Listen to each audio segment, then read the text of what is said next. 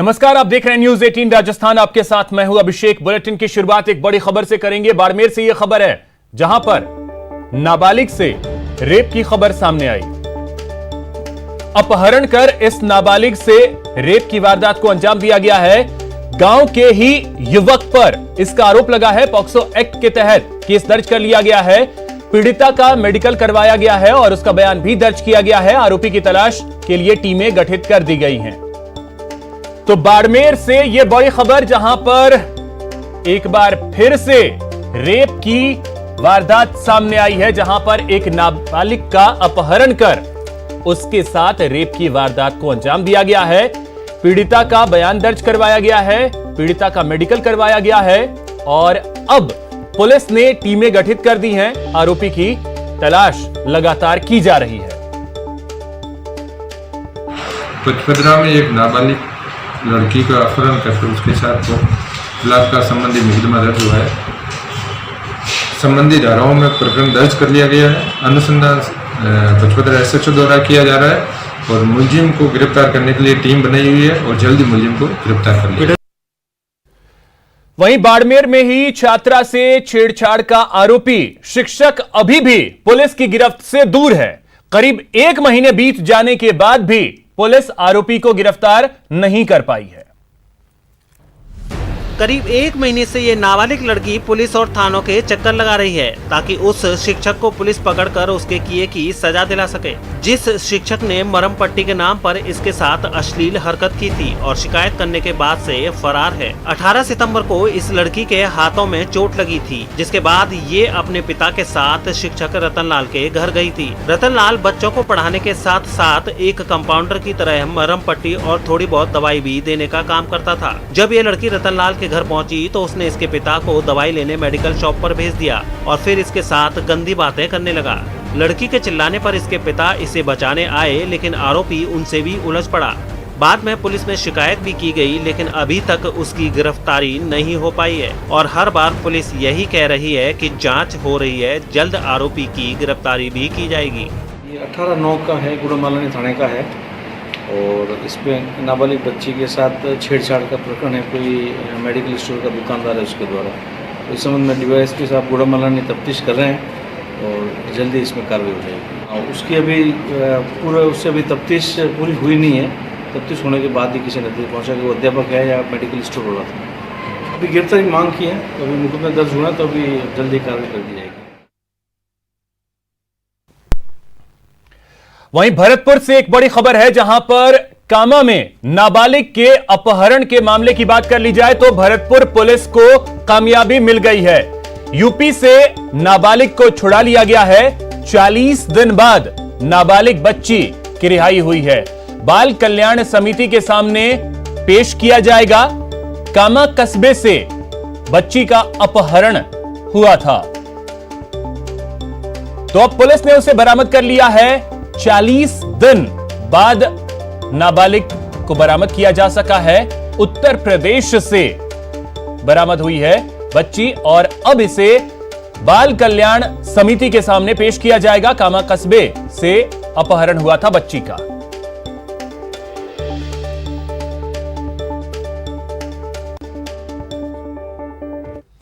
एक बड़ी खबर चूरू से आपको बता दें, जहां पर ट्रक ने एक जीप को टक्कर मार दी है। हादसे में 5 पुलिसकर्मी घायल हो गए हैं। विधायक की कार को एस्कॉर्ट कर रही थी ये जीप। विधायक कृष्णा पूनिया की कार को एस्कॉर्ट कर रही थी, तभी यह हादसा हुआ। जितने भी लोग घायल हुए हैं सभी को इलाज के लिए अस्पताल में भर्ती करवा दिया गया है। रेलवे ओवर ब्रिज के पास यह हादसा हुआ है।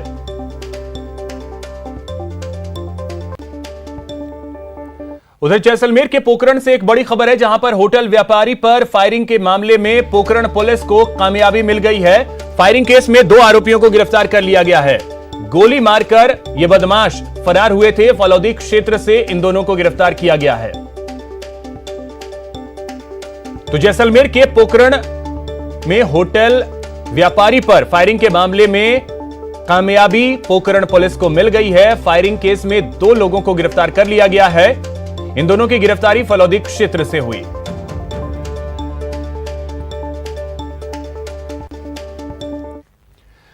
उधर अलवर में फायरिंग की वजह से सनसनी फैल गई। रिवाली गांव में फायरिंग से सनसनी फैल गई। बहरोड डीएसपी ने गांव का दौरा किया है। ग्रामीणों से फायरिंग को लेकर के जानकारी भी उन्होंने हासिल की है। केस दर्ज कर आरोपियों की अब तलाश की जा रही है। तो फायरिंग की वजह से सनसनी फैल गई। अब पुलिस जो है वो फायरिंग करने वालों की तलाश कर रही है। उधर सवाई माधोपुर में सुसाइड की कोशिश की गई। कलेक्ट्रेट की छत से एक युवक जो है वो कूद गया और आत्महत्या करने की कोशिश की। कलेक्ट्रेट परिसर में हड़कंप मच गया। घायल युवक को अस्पताल में भर्ती करवाया गया है। छत से आखिर क्यों कूदा है ये युवक, फिलहाल इसकी जानकारी नहीं मिल पाई है। कारणों का खुलासा नहीं हुआ है, लेकिन इसे इलाज के लिए अस्पताल में भर्ती करवा दिया गया है। अचानक छत से कूदने की वजह से पूरे कलेक्ट्रेट परिसर में हड़कंप मच गया। देखा तो हम उसको बचाने के लिए गए थे कि भाई गिरे तो एकदम ऊपर से अपन झेल लें। उससे पहले वो व्यक्ति जो है उसकी डांट डपट से घबरा कर जो है कूद गया। क्या था? ये व्यक्ति ऊपर कैसे चढ़ा ये तो मेरी जानकारी भी नहीं है, पर ये ऊपर से नीचे इस तार के से झूल के नीचे आ रहा था और ऊपर से कोई व्यक्ति कह रहा था कि क्यों चढ़ गया, कैसे क्यों मरेगा, क्या ऐसा करेगा, क्या इतने में ये नीचे कोई इसका परिवार या कोई पीड़ा किसी प्रकार की पीड़ा के से परेशान होकर इसने ऐसा किया। इसकी सुनवाई नहीं हुई। खबर दौसा से है, जहां पर महिलाओं ने एसडीएम से गुहार लगाई है। एसडीएम से न्याय की गुहार लगाई है महिलाओं ने। घायल महिलाएं एसडीएम ऑफिस पहुंची। आरोपियों के खिलाफ कार्रवाई की मांग। दरअसल घर में घुसकर बदमाशों ने हमला किया था, जिसमें कई महिलाएं घायल हो गई थीं। अब इन्होंने फरियाद लगाई है एसडीएम से और न्याय की मांग की है। आरोपियों की गिरफ्तारी जल्द से जल्द हो, इसकी भी मांग इन महिलाओं की है।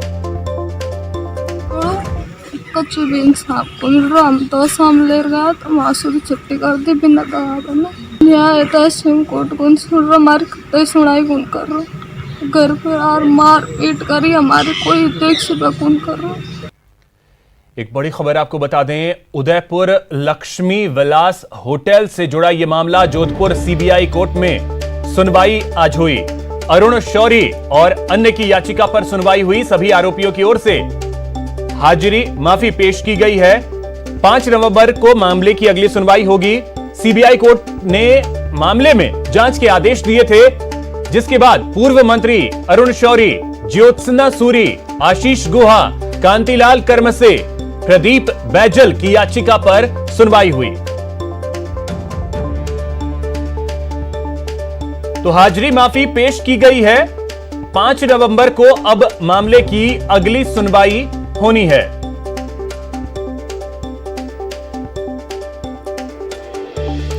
वहीं अलवर से एक बड़ी खबर है, जहां पर मकान का हिस्सा गिरने की वजह से एक की मौत हो गई। मकान के मलबे के नीचे 4 लोग दब गए।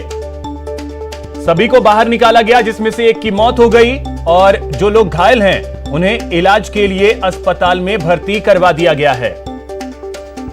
तो ये तस्वीर भी आप देख सकते हैं, मकान का हिस्सा गिरा और इसके नीचे 4 लोग दब गए, जिनमें से एक की मौत हो गई, जबकि बाकी जो घायल हैं उन्हें इलाज के लिए अस्पताल पहुंचाया गया है। ऊपर जैसे बीम थे तो बीम गीला की वजह से वो टूट गया नीचे से, तो अब बीम टूट गया तो नीचे पटा ऊपर नीचे आ पड़े हमारे ऊपर। कैसे टूटा बीम, क्या कारण रहा? गीला था। आप क्या काम कर रहे थे? हम काम मिस्त्री प्लास्टर कर रहे थे। जिस पे काम चल रहा था, तो जिसमें मिस्त्री और मजदूर थे जो काम कर रहे थे, तो ऊपर से एक लेंटर का बल्लियाँ लगी हुई थी, वो उसके हटने की वजह से वो नीचे गिर गई, और जिससे जो मिस्त्री था उसकी मृत्यु हो गई है। मिस्त्री लक्ष्मणगढ़ कठूमर साइड का रहने वाला है, उसका नाम अभी कंफर्म नहीं हुआ है। वहीं बात करते हैं डिकॉय ऑपरेशन की, तो आबकारी विभाग का डिकॉय ऑपरेशन देखने को मिला है। 391 शराब की दुकानों का निरीक्षण किया गया है। अनियमितता को लेकर 102 केस दर्ज किए गए हैं। आबकारी आयुक्त के निर्देश पर यह ऑपरेशन चलाया गया है। एमआरपी से ज्यादा पैसे वसूलने की जांच की गई है। इसके अलावा 8 बजे के बाद भी दुकान खोलने को लेकर भी जांच की गई है। 391 शराब की दुकानों का निरीक्षण किया गया है। अनियमितता पाए जाने के बाद 102 केस भी दर्ज हुए हैं। आबकारी आयुक्त के निर्देश के बाद इस ऑपरेशन को अंजाम दिया गया है, जिसमें एमआरपी से ज्यादा पैसे वसूलने, रात के 8 बजे के बाद अगर दुकानें खुलती हैं तो उसकी भी जांच की गई है। और वहीं नशे के खिलाफ भी कार्रवाई प्रदेश में देखने को मिली है। 3 अलग अलग जगहों की तस्वीरें आपके टीवी स्क्रीन पर हैं, जिसमें राजधानी जयपुर की है, जहां पर एक अवैध शराब की फैक्ट्री का भांडाफोड़ किया है आबकारी विभाग ने। इसके अलावा 7 लाख रुपए की अवैध शराब पकड़ी गई है डूंगरपुर में, जिसमें पुलिस को यह कामयाबी मिली। इसके अलावा हथकड़ शराब बरामद की गई भरतपुर में, यहां भी पुलिस को कामयाबी मिली। तो पुलिस और आबकारी विभाग को कामयाबी मिली है अवैध शराब के खिलाफ।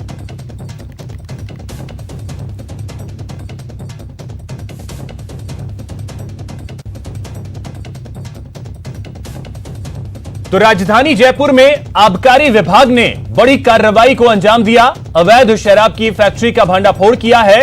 इस दौरान 5 आरोपियों को गिरफ्तार भी किया गया। इसके अलावा मौके से 2 गाड़ियां भी जब्त की गई हैं। टीवी स्क्रीन पर 2 तस्वीरों के जरिए आप देख सकते हैं। एक तो अवैध शराब फैक्ट्री का भांडाफोड़, और इसके अलावा दूसरी जो तस्वीर है वो 5 आरोपियों की गिरफ्तारी और बरामद शराब।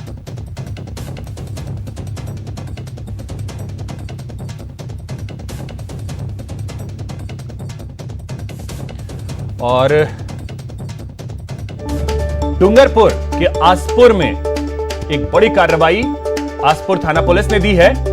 यहां शराब तस्करी के खिलाफ बड़ी सफलता पुलिस को हाथ लगी है। आसपुर थाना पुलिस ने प्रताप चौराहे पर कार्रवाई करते हुए शराब से भरी एक पिकअप को जब्त किया है।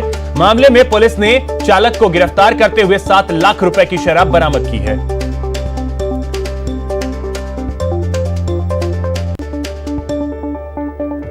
और वहीं भरतपुर में भी आज एक बड़ी कार्रवाई पुलिस ने की है। 30 लीटर हथकड़ शराब जब्त की गई है और मौके से एक पिकअप को पकड़ा गया है, जबकि 2 लोग पुलिस के हत्थे चढ़ गए।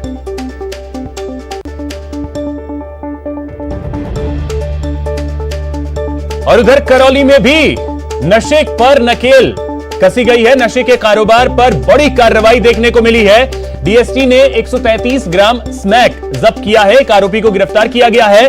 10 लाख रुपए इस स्मैक की कीमत बताई जा रही है।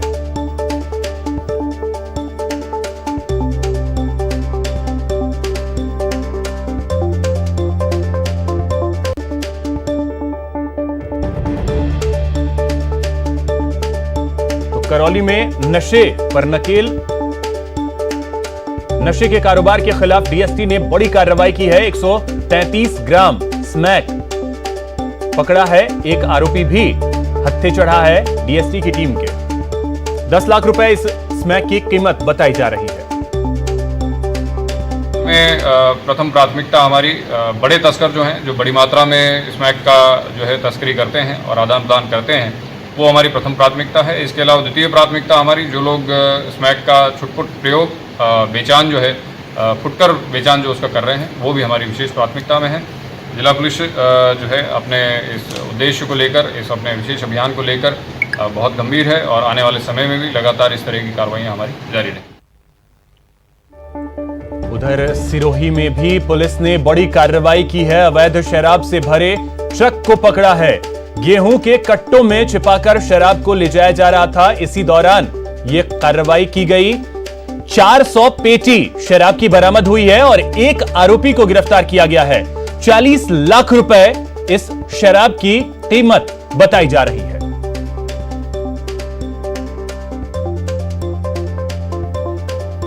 उधर बीकानेर की बात करें तो एसीबी ने यहां पर शिक्षा निदेशक में तैनात एक कर्मचारी बद्री नारायण को 30,000 रुपए की रिश्वत लेते हुए ट्रैप किया है।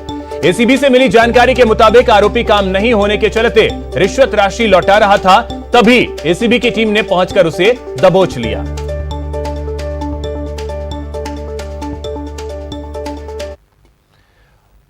पोखरण में चोरों के हौसले बुलंद हैं। चोरों ने एक मकान को अपना निशाना बनाया। जेवर सहित घरेलू सामान की चोरी कर ली, लाखों के माल पर हाथ साफ कर लिया। पुलिस ने आरोपियों की तलाश शुरू कर दी है।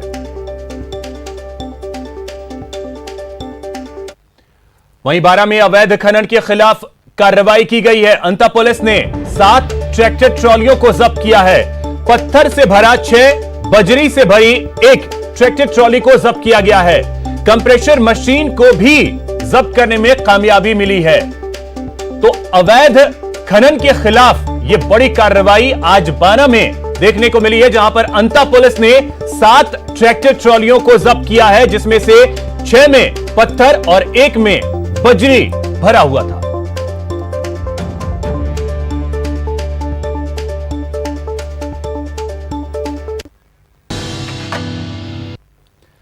ब्रेक के बाद आपका स्वागत है। प्रदेश में खाद्य सुरक्षा योजना और किसान सम्मान निधि के तहत जरूरतमंदों के हक पर सरकारी कर्मचारियों और मालदार लोगों ने जमकर डाका डाला, लेकिन पैन और आधार कार्ड से इस लूट की पोल खुल गई और अब उनसे पाई पाई वसूली शुरू हो गई है।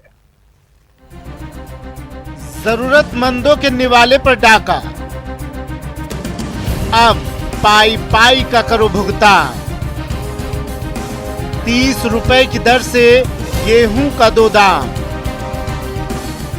किसानों के हक पर फर्जीवाड़ा।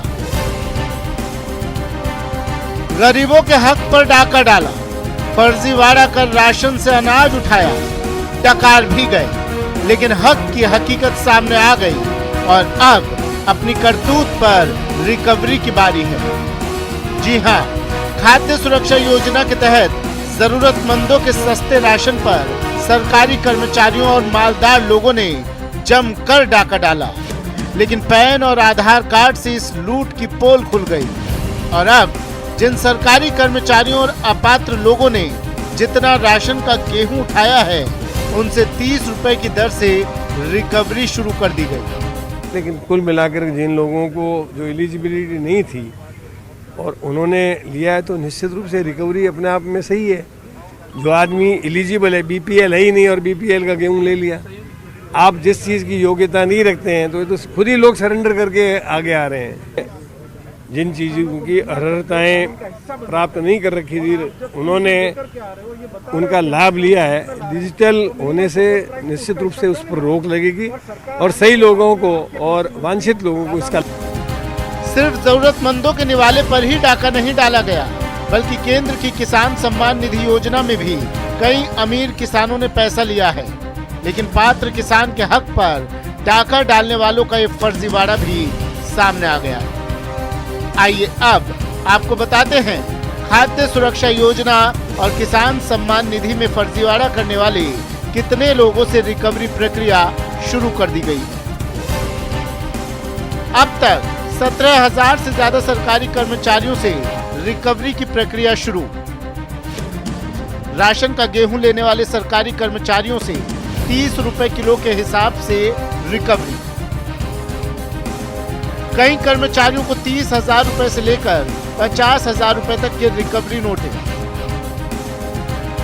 1 लाख से ज्यादा अपात्र लोगों ने किसान सम्मान निधि के तहत सालाना 6,000 रुपए लिए। किसान सम्मान निधि का पैसा लेने वाले अमीर किसानों से रिकवरी की प्रक्रिया शुरू। खाद्य सुरक्षा योजना और किसान सम्मान निधि योजना में जरूरतमंदों के हक पर डाका डालने वालों के पैन और आधार कार्ड से पोल खुली है। अब बारी पाई पाई वसूली की है। न्यूज़ 18 राजस्थान के लिए जयपुर से गोवर्धन चौधरी की रिपोर्ट। मुंबई में एक बिल्डिंग की 22वीं मंजिल पर स्टंटबाजी करने का वीडियो वायरल हो रहा है, जिसके बाद पुलिस स्टंटबाज लड़कों की तलाश में जुटी है। मुंबई के कांदिवली इलाके के इस वीडियो को जिसने भी देखा उसके रोंगटे खड़े हो गए। 22वीं मंजिल के छज्जे पर, वो भी बिना किसी सुरक्षा इंतजाम के, इस कदर स्टंट मौत को दावत देने जैसा है। सोशल मीडिया पर यह वीडियो अपलोड होते ही वायरल हो गया और फिर कांदिवली पुलिस ने स्टंट करने वाले लड़कों की तलाश शुरू कर दी। पुलिस का कहना है कि कांदिवली पश्चिम में जय भारत बिल्डिंग की 22वीं मंजिल पर यह वीडियो शूट हुआ है और स्टंट करने वाला लड़का फरार है। पुलिस को ये भी पता चला है कि स्टंट करने वाले लड़के के साथ 2 और लड़के थे जो वीडियो बना रहे थे। पुलिस अब तीनों की तलाश कर रही है। एक इंस्टाग्राम पे और सोशल मीडिया पे एक वीडियो वायरल हुआ है, उसकी इन्फॉर्मेशन मिली थी। उस हिसाब से हम यहाँ पर आए हैं जय भारत कोऑपरेटिव हाउसिंग सोसाइटी के 22वें माले पे। वहाँ आने के बाद जो वीडियो में जो जगह है वो फिक्स हो गई है और ये आजू बाजू वाले से पूछताछ करने के बाद उनकी फैमिली भी मिली है, लेकिन स्टंट करने वाले कोई लड़के यहाँ पर नहीं है। तो जो स्टंट करने वाले लड़के कौन है वो हमें पता चला है और हम लोग उनके ऊपर कानूनी कार्रवाई कर रहे हैं। सोशल मीडिया पर स्टार बनने के चक्कर में लोग इस तरह खतरनाक स्टंट वाले वीडियो और खतरनाक जगहों पर लिए गए सेल्फी अपलोड करते रहते हैं और हर साल इस चक्कर में कई लोगों की मौत भी हो जाती है। फिलहाल इतना ही। नमस्कार।